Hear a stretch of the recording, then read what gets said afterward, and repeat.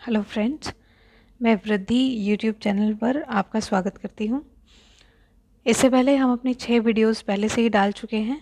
अब ये वाला मेरा 7th वीडियो है और ये वीडियो है, इसका टाइटल जो है वो है प्रथम साम्राज्य। ये 7th नंबर 7 चैप्टर है और इसका नाम है प्रथम साम्राज्य। एक्चुअली ये पूरा का पूरा जो चैप्टर है वो 6th क्लास में जो अशोक का चैप्टर है वो उस पर पूरा बेस्ड है, तो हम इसी के बारे में थोड़ा सा सही से पढ़ेंगे।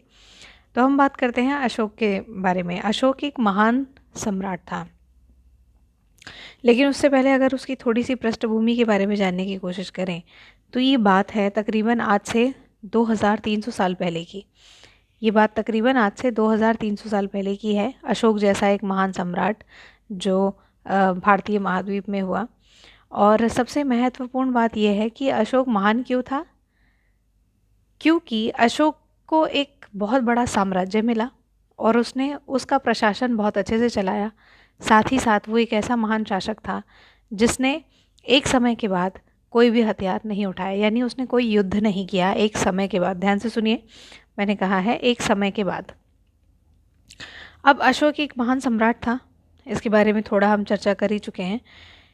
उसने अपने समय में बहुत सारे अभिलेख लिखवाए। जितना अशोक के काल के अभिलेख हमें मिलते हैं, प्रशस्तियाँ मिलती हैं, शिलालेख मिलते हैं, उतना और किसी के काल में हमें नहीं मिलते हैं। ज़्यादातर जो अभिलेख थे वो देवनागरी लिपि में लिखाए गए थे और ये बेसिकली प्राकृत भाषा में थे। प्राकृत भाषा का मतलब जनसाधारण को समझ में आने वाली भाषा, जिसको हम बोलते हैं प्राकृत भाषा। हम बात करते हैं कि भाई अशोक अगर इतना महान सम्राट था तो वो किस प्रकार एक महान सम्राट था। तो थोड़ा सा हम उसके वंशजों के बारे में अगर पता करें तो वंशज में सबसे पहले आते हैं चंद्रगुप्त मौर्य। चंद्रगुप्त मौर्य जिन्होंने मौर्य वंश की नींव रखी थी। चंद्रगुप्त मौर्य के एक कूटनीतिज्ञ थे, मतलब एक विद्वान थे, चाणक्य। इनका नाम आपने सुना होगा। तो ये जो कूटनीतिज्ञ थे बहुत महान विद्वान थे और इन्होंने ही चंद्रगुप्त मौर्य के को संरक्षण प्रदान किया और चंद्रगुप्त मौर्य को हर तरह से सशक्त किया। चंद्रगुप्त मौर्य ने मौर्य वंश की नींव डाली और उसके बाद हम ये देखते हैं कि चंद्रगुप्त मौर्य के बाद आते हैं बिंदुसार और बिंदुसार के बाद आते हैं अशोक। यानी लगातार जो मौर्य वंश था वो इसलिए इतना जगमगाता रहा क्योंकि मौर्य वंश में समय समय पर महान राजाओं ने शासन किया। चाणक्य ने अपनी अपनी पुस्तक अर्थशास्त्र में बहुत अच्छे से वर्णन किया है इन सभी बातों का। अशोक के समय में, क्योंकि अशोक का साम्राज्य इतना ज़्यादा हो चुका था, इतने बड़े लेवल पर फैल चुका था कि उसकी 3 राजधानियाँ थीं। उसकी एक राजधानी जिसका नाम था तक्षशिला, दूसरी उसकी राजधानी जिसका नाम था उज्जैन और तीसरी राजधानी थी जिसका नाम था पाटलिपुत्र। तो अशोक के समय में उसकी 3 राजधानियाँ थीं, तक्षशिला, उज्जैन और पाटलिपुत्र।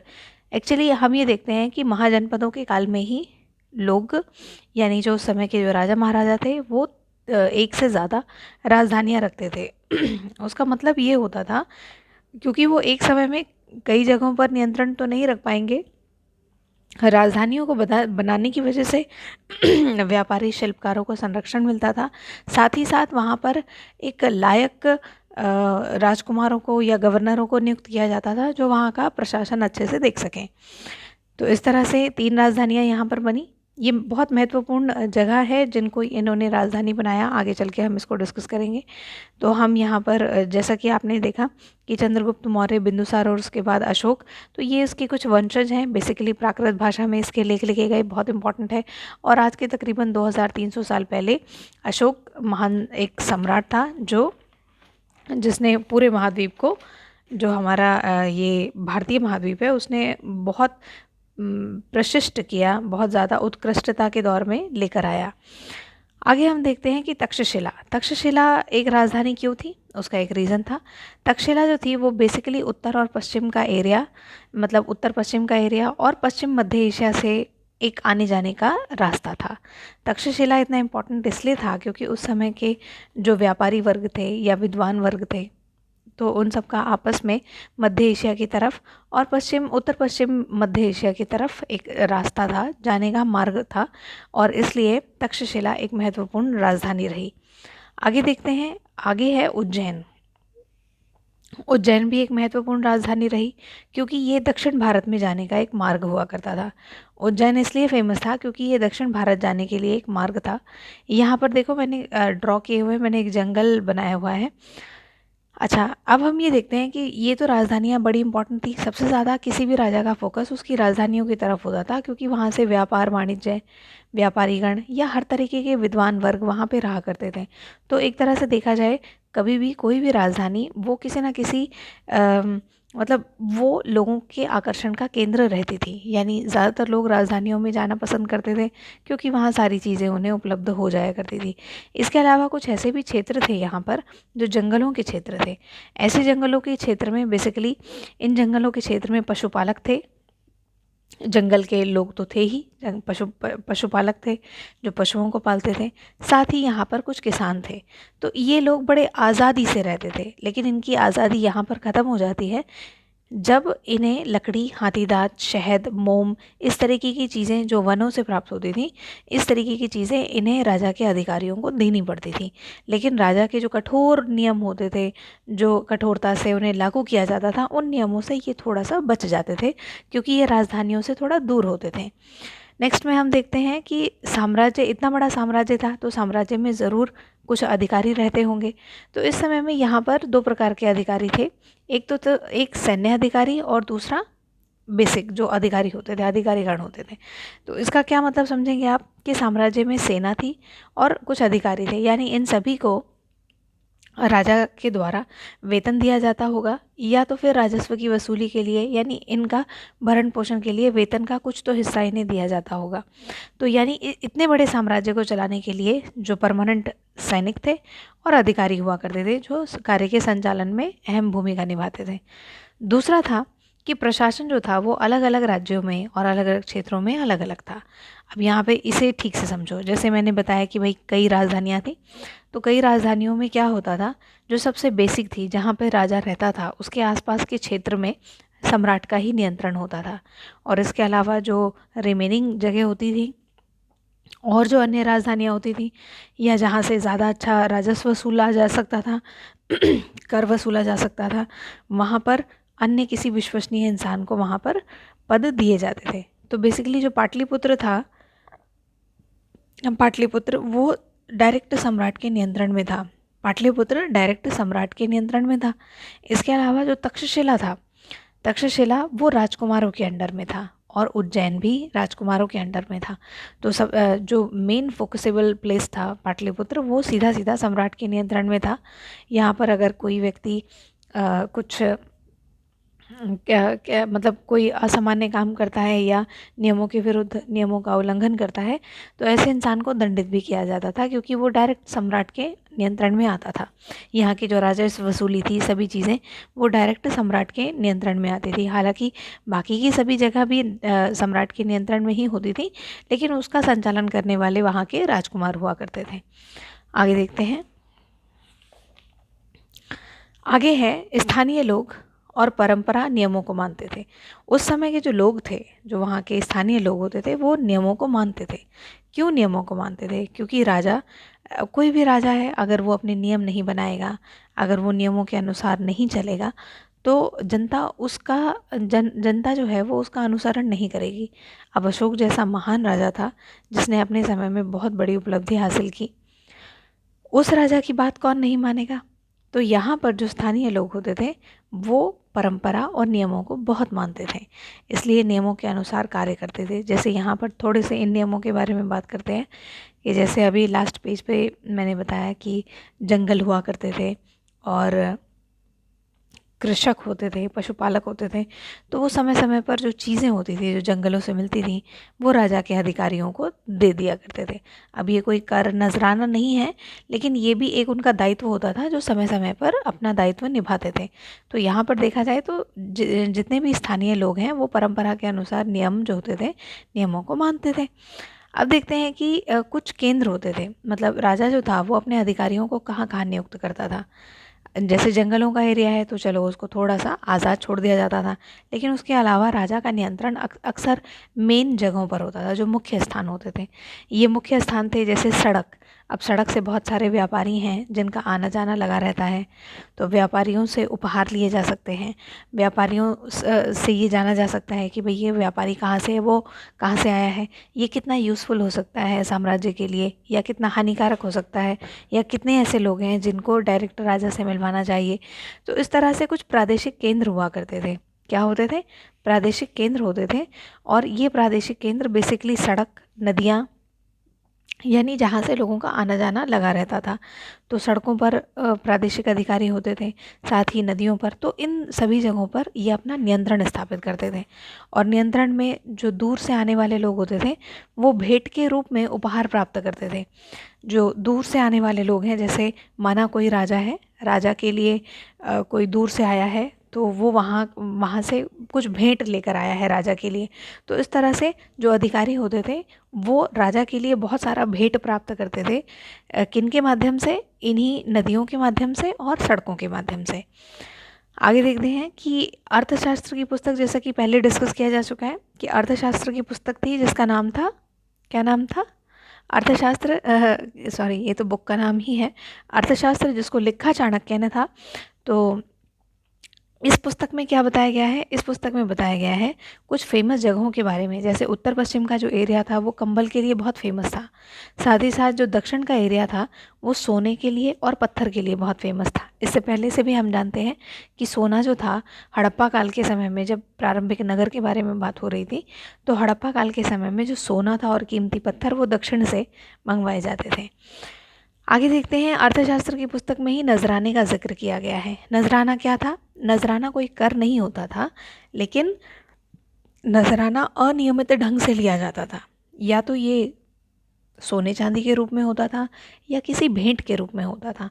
तो नजराना जो था वो अनियमित होता था, जबकि राजा अगर कोई टैक्स लगाता है, कर लगाता है, तो वो नियमित होता था।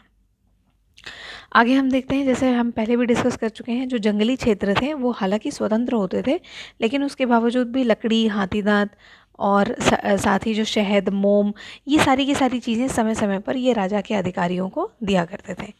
तो अब यहाँ पर इस वाले पेज में आप देख सकते हैं कि सारी की सारी चीज़ें मैंने इंक्लूड करने की कोशिश की है ताकि अच्छे से आपको समझ में आए। आगे देखते हैं, अशोक इतना महान राजा क्यों बना? अब उसकी महानता के बारे में, न केवल वो एक दानवीर राजा था, एक महान पराक्रमी राजा था। एक्चुअली मौर्य वंश में सारे ही महान और पराक्रमी राजा थे। अगर हम चंद्रगुप्त मौर्य और बिंदुसार के बारे में जानें तो उन्होंने भी अपने साम्राज्य का विस्तार करने में अहम भूमिका निभाई। यानी जो वीरता थी वो अशोक को विरासत में ही मिली थी, लेकिन उसके बावजूद भी अशोक की एक ऐसा उसका वचन था, एक ऐसा उसका प्रण था जिसकी वजह से वो एक महान राजा बना। और ये था, अशोक ने अपने समय में कलिंग का युद्ध किया। एक्चुअली कलिंग का युद्ध इसलिए हुआ था क्योंकि कलिंग दक्षिण की तरफ जाने वाला जो रास्ता था, दक्षिण की तरफ जो जाने वाला रास्ता था, उस रास्ते में जो कलिंग था वो बीच में पड़ता था। तो इसलिए अशोक जो महान राजा था वो कलिंग को विजयी करना चाहता था। कलिंग एक छोटा सा क्षेत्र था, मतलब राज्य कह सकते, भाई राज्य ही कहेंगे।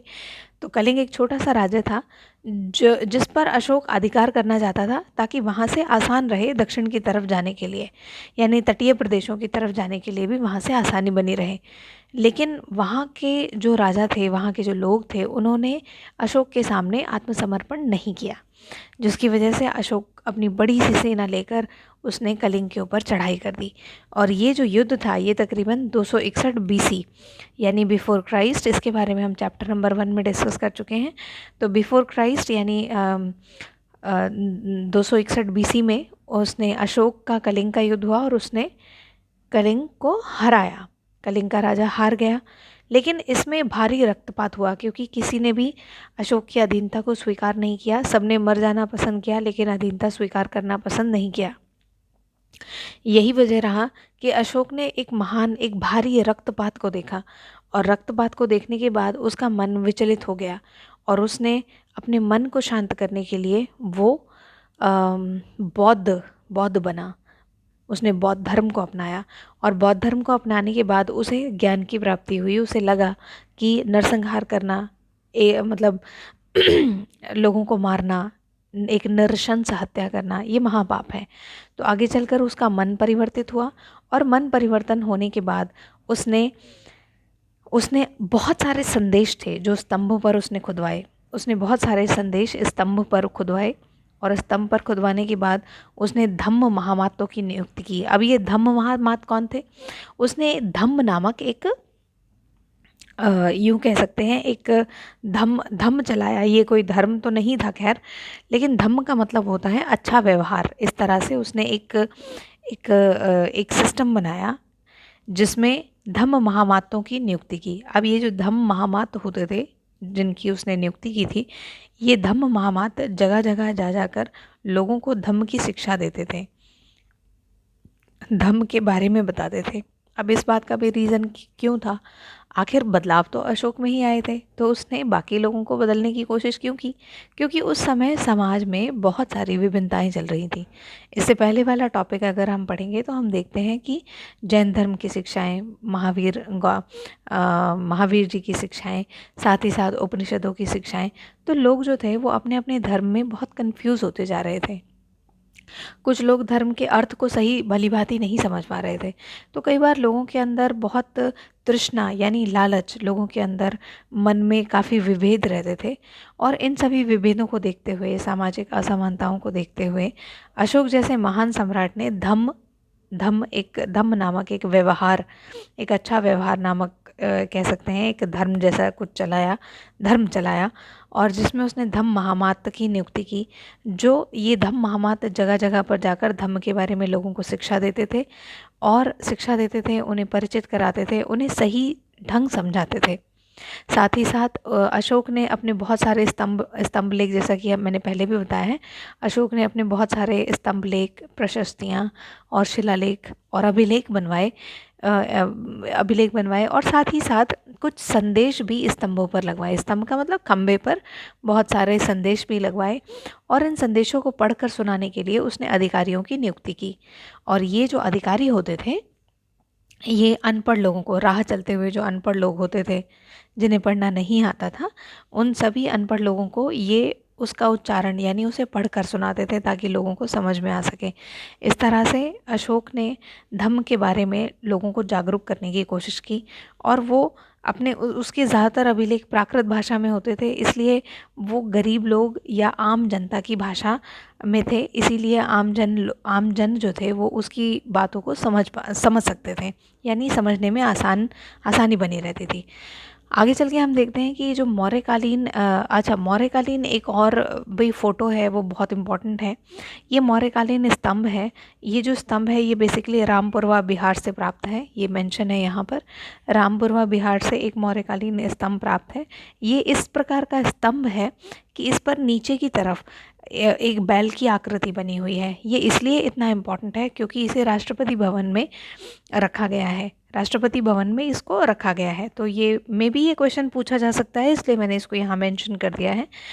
तो इस तरह से मेरी ये वाली वीडियो यहाँ पे ख़त्म होती है क्योंकि इस वाले चैप्टर में इतना ही है, इससे ज़्यादा नहीं है। आगे अगर हम एसएससी वगैरह की क्लासेस के बारे में डिस्कस करेंगे तो हम उसमें और भी ज़्यादा चैप्टर्स को डीपली पढ़ने की कोशिश करेंगे। Actually these are only the मतलब ये तो सिर्फ सीटेट की ही क्लासेस हैं, तो सीटेट की क्लासेस में हमारे पास कंटेंट इतना ही है, तो इसीलिए मैंने इसको कंपाइल करने की कोशिश की है।